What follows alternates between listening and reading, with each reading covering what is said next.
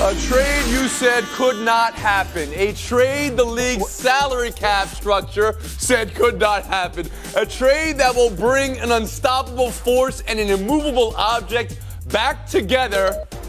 And a trade that will bring Season 2 Chernobyl to a franchise in the NBA as well. We'll get to a reporter who's going to have a face tattoo because of this trade as well. Russell Westbrook to the Rockets, Chris Paul to the Thunder. Start with how this happened and how good the Rockets are now, Frank Isola.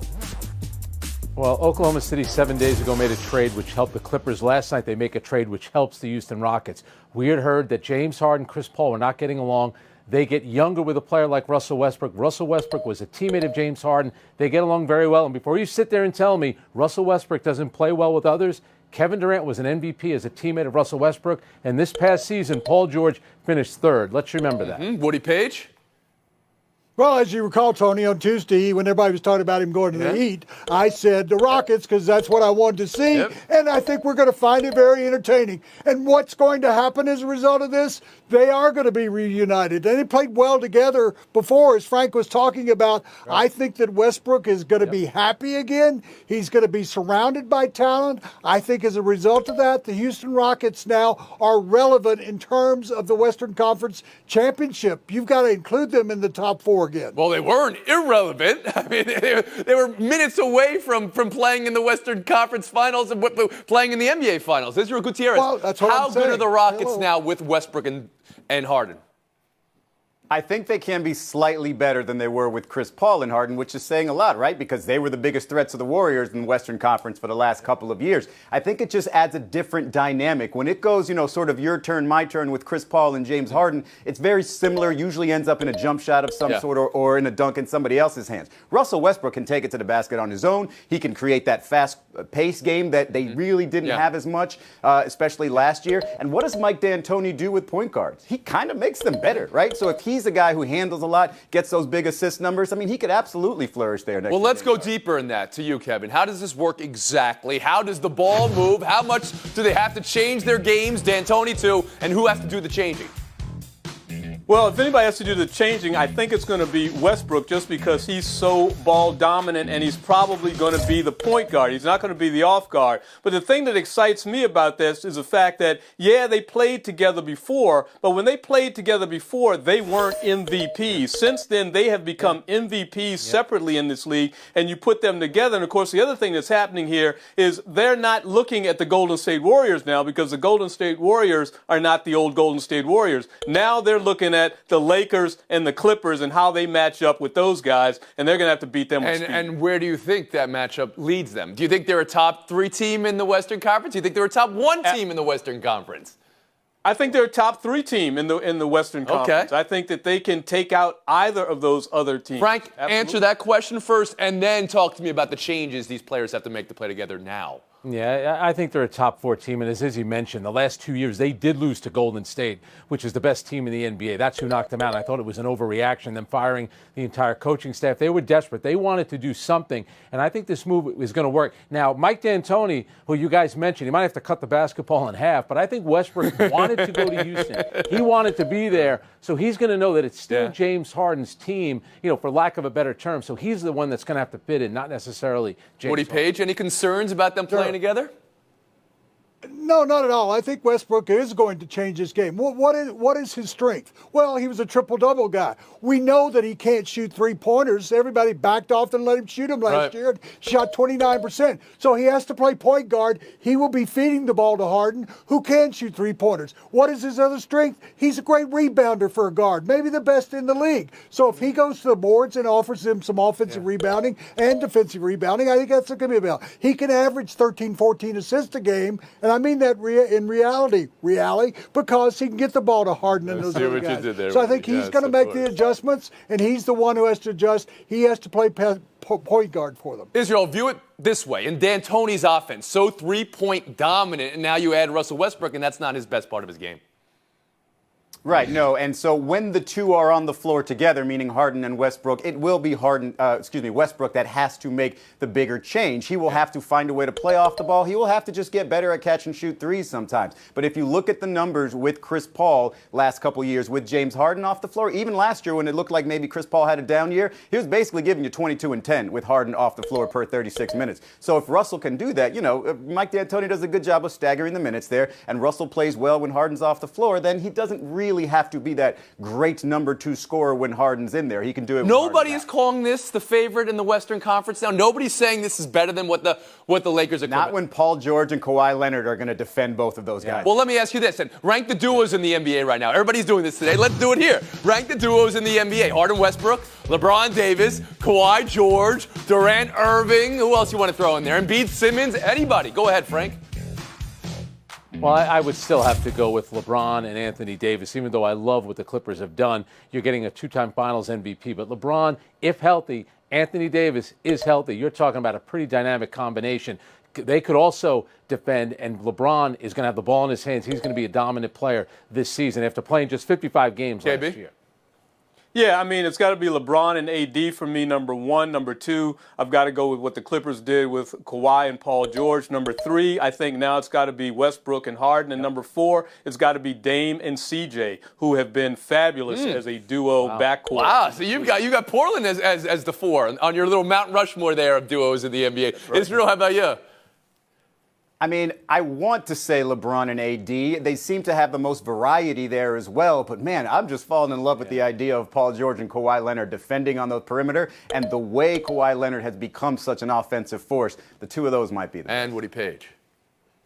I would take Giannis and anybody if you really want to go through. Middleton, okay. MVP, we're not even talking about him. But in regard, I have to agree. I think it's going to be, LeBron and Rondo, at least now they've improved from that combination. I think the Lakers, number Davis 1, number and 2 LeBron, of course. would be the Clippers. Yeah. So if you take L.A. All these duos of guys who haven't played together last year or recently in the case of Westbrook and Harden, except for Dame and CJ McCollum. Because Durant and Irving, one's going to be out all year. And then Klay Thompson and Steph Curry, one's going to be out all year. Simmons and Embiid, nobody was tempted with that one. All right. Nobody thinks the Thunder are going to hold on to Chris Paul, do they? No? Maybe the Thunder can get some draft picks. Maybe they can do that. That'd be nice. KB, who should make a run for Paul?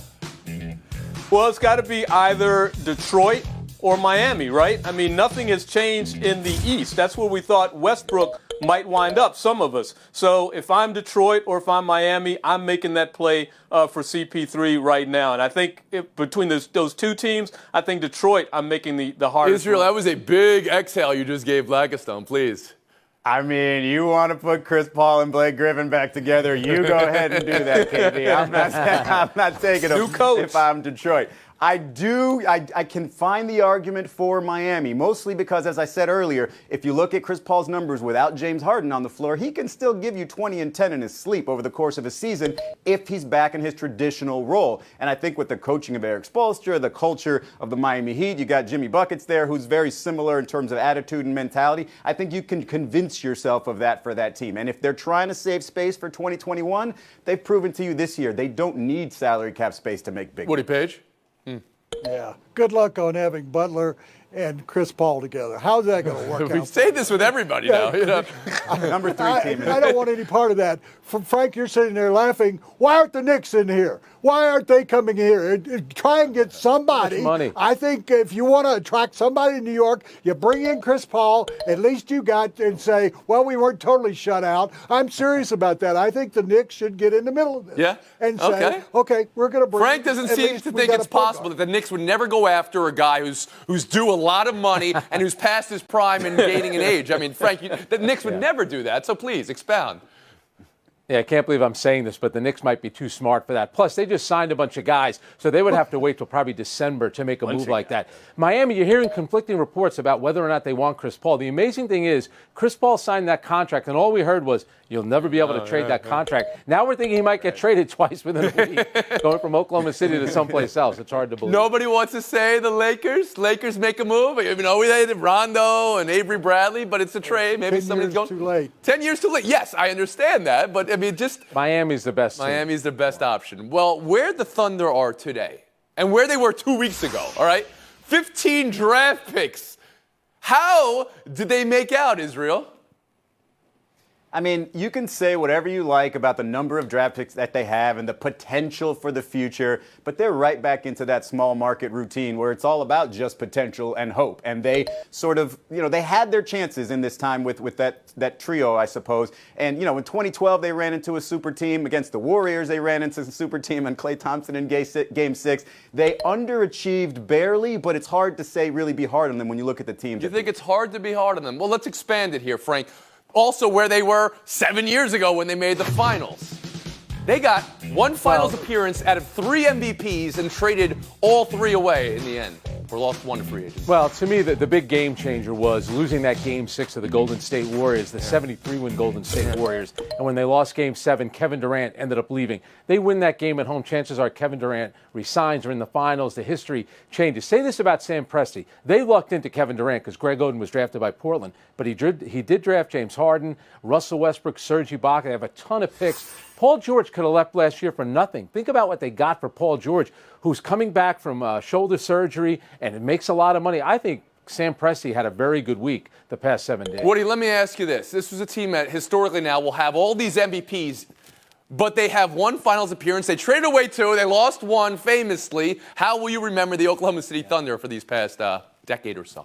Not quite the way that Scott Brooks said yesterday when asked about what could you have done there, and he said win 5 NBA championships. No, but they could have. I think if they'd have kept that group together, they would have been in the finals, I think, 2 or 3 times and had a chance to win a championship. But now you got a situation where the Sooner State, that's what Oklahoma is, it's become the later state. It's going to be 7 years later. All right, okay, yeah, see, we know. They never should have traded Harden. Harden was the bad trade. That was. Who among you is going to be the first to tell Oklahoma City Mayor David Holt to comment? Because last week, right before free agency started, he's like, a blessing to have an MVP and MVP finalist on our roster. Dynamic, Robertson's coming back. We're looking good. Also, how about this? Stick to politics. Rockets reporter Taylor Pate of Red Nation Hoops did not think Chris Paul Russell Westbrook would happen. He thought it so certainly he said he would get a Westbrook tattoo on his face of his triple-double stat line if it happens. What happens now, Taylor? What happens now? We'll be back with Buy or Sell. Be careful, making promises. He'll put it under his feet. Don't look at me like that, Woody Page. Fed in 4. What's the takeaway, Dro? I thought the second set was the most important. That Federer, I believe, quit after he was overmatched by Nadal and retooled himself for the rest of the match. And he took it to Nadal, and Nadal had too many unforced errors. But I love the idea, the possibility that you could have 2 37-year-old champions at Wimbledon this year. That's never happened before. Even when I was there, I never saw anything quite like this. We'll get to that in a second. Takeaway from this match, Federer-Nadal, Israel. I mean, it's just mind-boggling the level of play there. But even at the end, in the final game, it looked like Nadal had a chance. Yeah. They go to deuce several times, 4 match points. It's just a pleasure to watch them play on this surface every single time. You just wonder how this can happen year in, year out, right? I mean, this guy's been doing this forever. When Nadal came along, we said this was going to be the guy that takes out Federer. Still, Federer is taking this guy out on grass. Isola.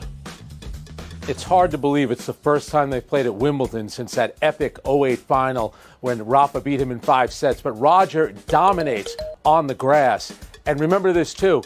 Rafa actually has the edge 10-4 in majors. This was a big one for Roger. He needed to win. All right, Woody Page, you're so excited for Serena Halep tomorrow and Djokovic Federer Sunday. You'd think the oldies can do this. It would be the 2 oldest major winners if it were Federer and Serena. What's on the line here? Well, I'd love to see it, but I don't think it's going to happen on either side, honestly. I think that Djokovic has, over the years, he's really been in control of matches with 25-22 overall, and he's in majors, leads 9-6. Serena, I think, has gotten as far as she can go. I think youth is going to get the most. Gutierrez?